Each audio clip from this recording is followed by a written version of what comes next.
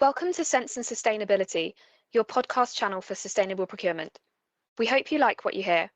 Please go to www.iso2400.org for more information, learning resources, tools, and much more. Welcome to Sense and Sustainability, your podcast for sustainable procurement. I'm delighted today to welcome Richard Collins. Hi, Richard. Good morning, Shaun. Lovely to see you again. Okay, thank you. So, Richard, would you like just to tell us a little bit about your background and how you became involved in sustainability? Well, it's an odd journey. I think like most careers, you start off doing one thing and sometimes you meander through life and end up doing something else. But there is a connection. I trained as a branding consultant, and I often like to say when we talked about branding, because it was more of a tactical thing, we would say that your brand is what people say about you when you're not in the room. In other words, it's how other people assess your business, whether it's your staff or your supply chain or your customers. And over the years, I've seen how brand language has started to focus more on responsibility around your social responsibilities and your environmental social responsibilities. And most of our clients traditionally were sustainable business clients. And we worked with the Green Organisation, who run the Green Apple Awards for the built environment and architectural heritage. So the longest running environmental awards, continuous awards in the world. And over the years, we've seen this journey through how businesses are using their environmental and social credentials to engage their customers and to engage their staff. And I think we got to the point where I was keen to introduce the CSR awards. So with the Green Organisation, we launched the International CSR Excellence Awards about 10 years ago. And then, I was running a branding business at the time. And then we were asked by a large business networking group to look at an accreditation for environmental and social responsibility, which we developed. And that now has become the more dominant area that we work in. So we transitioned to CSRA, incorporating the business about 6 years ago. So I've come from that branding background and I've, moved through to where we are today. That's really interesting, isn't it? Because I think I'd be very interested in your views as well about greenwash, because we hear an awful lot. We see a lot of brands now, don't we, claiming to be super green and energy efficient and et cetera, et cetera. What are your thoughts on the way that we've moved on, as you say, from kind of having to do it for real compared to talking the talk? Well, I think the thing is, pre-pandemic, this was a nice thing to do. A lot of the big corporates, my first job, ironically, was at BP in London in their head office during their late 80s rebranding. And, organizations like BP are, British Petroleum, as they were known then, are now, referred to as Beyond Petroleum, because they're looking for that sustainable future. They're looking to be the energy providers, in the renewables sector, in the next 50, 100, 200 years. I mean, this is the whole point about building long-term sustainable businesses. So I think what we've seen is, these things being nice to do, maybe a box-ticking exercise. Yes, you can make claims. There was no scrutiny. So there was a huge opportunity for greenwashing, whether intentionally or not. But what I think we've seen, in the post-pandemic landscape, is a lot more scrutiny, and there's a lot more regulation, a lot more mandated kind of requirements to record impact. So with net zero and your scope 1, 2, and 3 recording, and the introduction of Corporate Sustainability Reporting Directive, which kicked off this year and will have an impact on the UK businesses at some point. So I think the thing is that I like to think that people do this because it's the right thing to do, and a lot of organisations that we engage with do it for that. But there are now many drivers from the staff engagement and retention thing to the mandatory requirement and regulatory requirements. But the important thing, and you mentioned the word greenwashing, is that we need to back everything up with evidence to support the claims we make. And there's already some regulation in the UK, the Green Claims Codes, that will fine businesses for making claims that they can't back up. So I think that ability to greenwash is closing down, especially as the internet and the digital domain that we occupy provides access to all of us to challenge what people are saying, if it's just a member of the public or a member of the staff or the supply chain or the government, whoever it is. I think there's a lot less room for us to say things we can't back up. It does go on, but you've probably been aware in the news in the last year, certainly high-profile companies have been ousted for things that they're saying that they can't, that can't be backed up. So can you tell us a little more about your accreditation scheme? You described this movement from sort of branding to accreditation. How does it work? So first of all, the challenge was to redefine CSR. We chose to use the letters corporate or the CSR, corporate social responsibility, but we did that on purpose because we wanted to redefine it for a new era, and we wanted the C to be an inclusive C. So we felt that social responsibility, our responsibility to the planet, to our people, was important, but the corporate bit was misleading. So we wanted the C to stand for company and community and charity. And actually, more importantly, collaboration, working together, to make positive impacts, because I think all small actions stack up and make big impacts. So the first thing was to challenge the C in CSR and redefine CSR for a new era. And then the second thing was to define a framework that was straightforward and common speaking. I've done a lot of work in the last year around navigating a complex sustainability landscape as we become inundated with acronyms and initializations. So, when it's got the ISSB, the TCFD, CSR, ESG, it just goes on and on and on. And actually, the framework we developed was environment, workplace, community, and philanthropy. So 3 pillars that all organizations can easily recognize. And I think the approach we wanted was a blank canvas approach. So rather than us telling you what to do, we're asking you what you're already doing against those 4 pillars in your language, on the premise that everybody is already doing something. So it's not a cold start. And I think that's the problem, is that businesses of all sizes are overwhelmed, with climate disaster and net zero and, diversity and inclusion requirements, all of these big things. They're big topics. But if we could create a framework in which businesses can see that they're doing more than they think they are, and that they can add to that, and that we can support them in the coming years on the sustainability journey, that navigates them to a destination that's relevant to their business and their sector and where they are in the world. So I think it's a different approach, but it's one that is, very much carrot-led to start off with. By helping a business baseline what it's doing against those 4 pillars, we can see where the gaps are, and then we can help them, address those gaps and guide them into that complex landscape, and provide some education, hopefully, around what this all means. So there's a lot of schemes out there, and you could say there's lots of kind of badges to earn, boxes to tick. How does yours vary from, if I look at things like GRI reporting, EcoVadis are out there with an accreditation scheme. There are, ISO standards, ISO 14001, ISO 26000, etc. Where does your service fit within that landscape?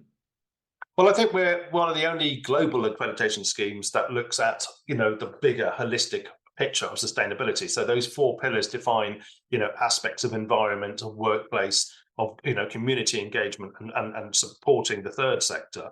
And we encourage businesses, if they've got ISOs or they've got an EcoVadis score, or they're doing it, that's part of the evidence that supports the accreditation that we provide. And I think the thing about our accreditation model is it's not about the badge, it's about the process. And what we say to our customers is that when you're accredited, that's the beginning of a journey, not the end. It's not right, we've ticked that box, move on. It's right, now we have a framework, we have a structure to work for. And then you can then put into that the various ISOs or the very certifications that you may have. Because there's a lot out there, like you say, and within the environmental sector, there's loads of marks and ticks and things you can get around environment. A little less, but they do exist within the social value side of things and the workplace pillar. But then, with community and philanthropy, we wanted to make the distinction between community engagement, local economic investment and recruitment, supporting communities in that way, and then the idea of supporting charities through pro bono work or volunteering, and all of these link together. They all overlap. So we're not I'm also a senior advisor to the UK's All Parties Parliamentary Group for ESG, and something we commonly say is you can't deliver the E without the S and the G. So it's, in other words, you have to have structure in your business. GRI is a brilliant framework. It's a brilliant reporting framework. And so, touching on the ESG, which is the mechanics in which the investment markets measure risk and opportunity, you have to have a framework in place, whether it's a CSR framework or a social value framework, sustainability framework, it doesn't matter what you call it, it's something that you have in place that you can then use to kind of report the impacts that you're making. So I think our uniqueness is our approach. It's a process that's supported by training and social impact reporting and a consultation service as well. So it feels like it's kind of bigger picture than maybe some of the other schemes that we see. And your scheme is more of, I guess, an umbrella over some of those things. Would that be? Yeah, I think you're right. I think what we've tapped into as well is that our focus is on people. So it's about how we engage people, how we create sustainable enablement and capacity building within organizations. It's all very well a company saying we've got a carbon reduction strategy, or we want to develop a carbon reduction strategy, but who's going to do it? How's that going to be delivered? And I think, whereas we feel that businesses should have a lead for their sustainability initiatives, sustainability should be part of all of our jobs. And if we can help businesses enable their staff, their people, and their customers and their supply chain and so on and so forth to contribute to that sustainable journey, then there's a better chance of getting it done, because it is about building capacity and showing that this is a true investment in future-proofing our sustainability futures for our business, not a cost and not a distraction. So it's absolutely critical. And I think, to do that, we've got to have a bottom-up approach that has senior management endorsement and support. Brilliant. And you've mentioned that the dreaded expression ESG a few times. That seems to be a thing now. Nobody was talking about ESG a couple of years ago. Is it any different to things that we've been talking about for years? No, it's exactly the same, but it's the language that the global investment markets use. So environment, social and governance is the way that the world's investment markets will rate a business based on its performance and whether it provides a risk or an opportunity for investment. So it informs investment decisions. Now, unfortunately, it's leaked out a little bit. So it's now sort of, is ESG a framework? Is it a replacement for CSR, or is it a replacement for social value? What is it? And the difficulty we have at the moment is that there are, the global rating agencies that use, ESG to rate businesses, but there's no equivalence around how they do that. And there's no regulation globally for ESG. Having said that, the EU did put together some EU-based regulation around ESG, which is the beginning point. I believe it's here forever, but I think it's in its infancy. And I think ultimately it's about accountability. So we might find that going forward that, accountancy companies, the financial markets will then start develop, will become the auditors for not just for, finance, but for non-financial reporting disclosures. So yes, so it's not that much different, but obviously now the money is interested. The investor community is starting to become a lot more interested in this whole topic, ESG. As you say, net zero, CSR, call it what you will. There seems to me to have been a big groundswell in increased interest in the money. And also you mentioned earlier that you feel there's been quite a seismic shift post-COVID. How are you seeing that?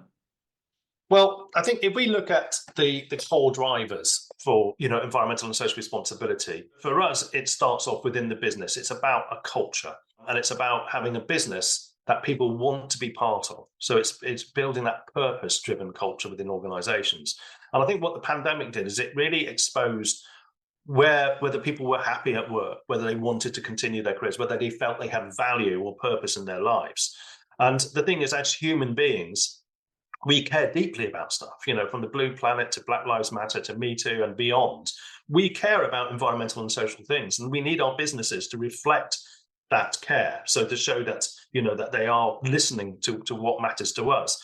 And that taps into mental health and well-being and diversity, inclusion, into apprenticeships, into supporting communities, all of these topics. So I think the beginning thing is, the reason there's a heightened awareness around this is partly because it's about staff engagement and retention, a lot to do with the generational lens and a new generation of talent that insist that the businesses that they work for are responsible to their people and to the planet. So we have that as a very beginning point.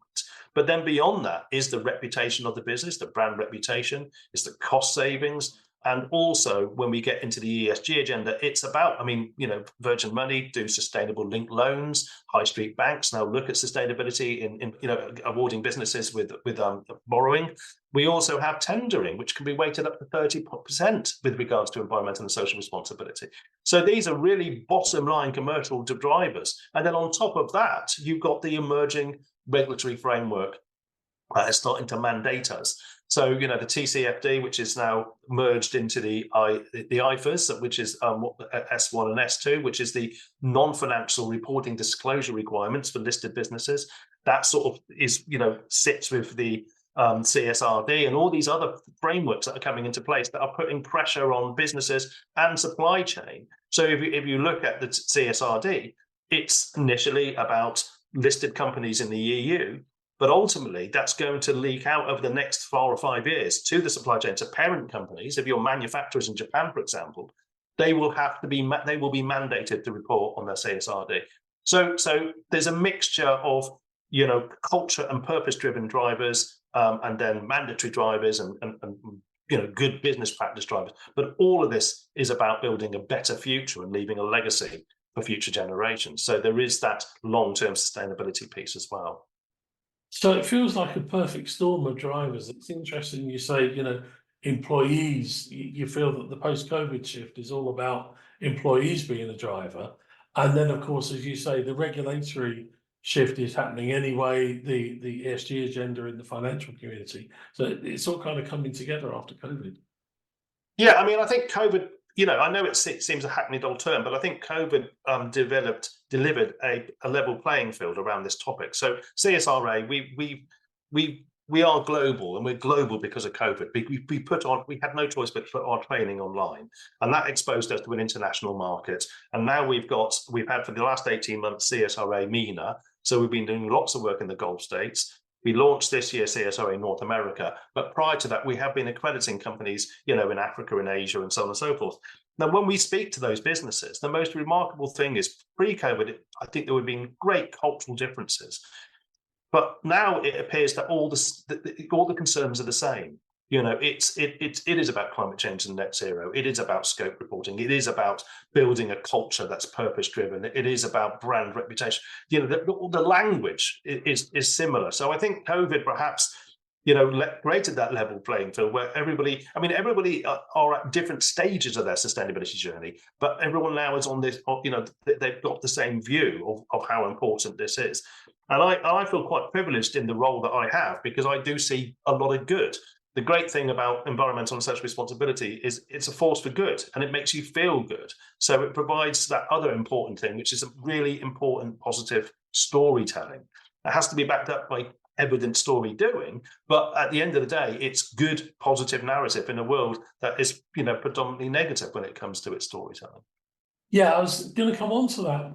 Obviously, you're in a very privileged position of seeing in depth a lot of organisations and what they're doing around CSR, ESG, whatever you want to call it.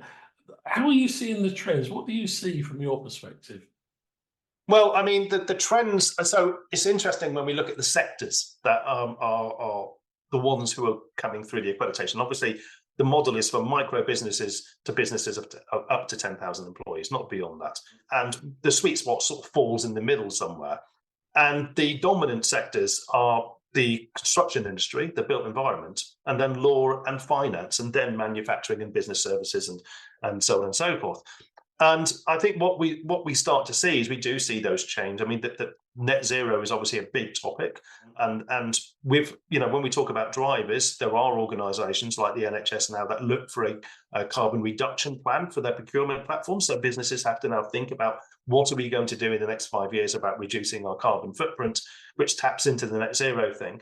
But also we've started to see a lot more interest in the circular economy. So moving from just throwing stuff away to recycling, now to kind of repurposing and reusing and extending the life of products to extend the carbon footprint and so on and so forth. So we are seeing these different things emerge. Sustainability is a constantly evolving thing, so therefore it's never done. And that's the point, is that we want you businesses to build a process that is part of their business strategy to address this ongoing evolution of sustainability. But and it's brilliant. Again, it's brilliantly innovative. In the last 6 months or so, we've seen a lot of huge development in green innovation, in especially in the construction industry. And I had the great privilege. I'm a member of the Institute for Sustainability and Corporate Responsibility, and a few weeks ago it was Green Careers Week, and I had the privilege of talking to 500 year 7 to 9 students on careers and sustainability, and a captive audience. They hung on every word. It was amazing, and I felt that this is about a generation that is going to help businesses who are struggling to do something about this. They're going to come into the workplace and they're going to help change the dial. Yeah, there really are careers in sustainability now, aren't there? I mean, that's something that didn't exist a few years ago. And certainly I'm seeing a lot of businesses and organizations. I mean, Chief Sustainability Officer is not, a Sustainability Director is not an unusual job title anymore. It seems that, organizations are waking up to the idea that they need a sustainability professional at the top table. Yeah, it's like their finance officer or their, HR, director. I mean, this is somebody who's got to have a full sight of their business, and then obviously identify the individuals within the business that will support that, because it's not the role of one person, as I've mentioned before. It's about sustainability being part of all of our jobs and being able to then report that. So when a company, for example, puts its application in, if they're of a certain size, they will go and talk to HR and finance and facilities. They need to bring the data in from the full business. And I think that's the great thing about the framework and the structure, is that often businesses are busy doing what they do. They don't have sight of the collective, and this brings it together and focuses it. And then actually, and hopefully what we'll see is CSR, ESG, social value, whatever you want to call it, will be reported at a board level, will become part of the annual the annual reporting and so on and so forth. Brilliant. Final question for me, if I can, Richard. A lot of our audience are procurement people. What would your advice be to procurement people kind of struggling to get their heads around this agenda? Well, I think the shape of procurement has changed, because there is more requirement now for businesses to buy products and services that have sustainability benefits. So if we think about that Scope 3 reporting, which is the carbon, the greenhouse gas emissions that are connected with up and downstream services. So whether you're buying in or selling, I think the thing is you're required now to look at the sustainability of that product and service and report on it, because it's going to need to go at somewhere along on it will need to go into some sort of reporting. So what we've seen and again, it's phenomenal, but since Christmas even, we've seen a number of companies come to us because what they were selling, what the procurement departments were approaching them and saying, we want to buy this, and actually we want it as cheap as we can get it, and so on and so forth. But now we recognize it now needs to deliver this level of performance, whether it's to do with paper or card or single-use plastics or circular economy, whether it has to be reused, refurbished, repurposed, or whatever. So we may have to pay a little bit more for it to satisfy those requirements, and I think that's what we're seeing. And I think from procurement, it's about questions. If you take models, for example, with the NHS, for example, a lot of stuff that they buy in will come through resellers. So it's empowering them with the language and the knowledge to ask for the right things. So as a customer, as a client, they may say, we want to buy these products and services, but now we need to show the sustainability aspect to that. So that education has to run through through the reseller networks and the procurement networks and so on and so forth. So it's and I think to reassure everybody as well who might be listening to this is not a race. It is a journey. We have time to do it. We have time to learn. We don't have to sort of panic and think, I've got to understand all this today. We have time. This will permeate through, and we have the ability kind of to learn the language and the benefits. So I think the thing is don't panic. But I think the final thing I would say on this is that one of the biggest benefits for sustainability is talking to each other. So getting out of that silo and actually engaging with your staff, engaging with your supply chain, engaging with your customers, engaging with your competitors. So talking about sustainability, what do you want what can we expect? What can we teach you? And I think that works all the way through the line. So certainly within supply chain. So don't panic and collaborate. It sounds like Yeah. a really good message to end on. And Richard, it's been a pleasure. Thanks very much for your company and your perspective. I'm sure our audience will love it. Thank you. Thank you for the opportunity. It's been an absolute pleasure. Thank you. Thank you for listening to our podcast on Sense and Sustainability. Please listen out for more episodes. For more information, learning resources, tools, and much more content on sustainable procurement, go to www.iso2400.org.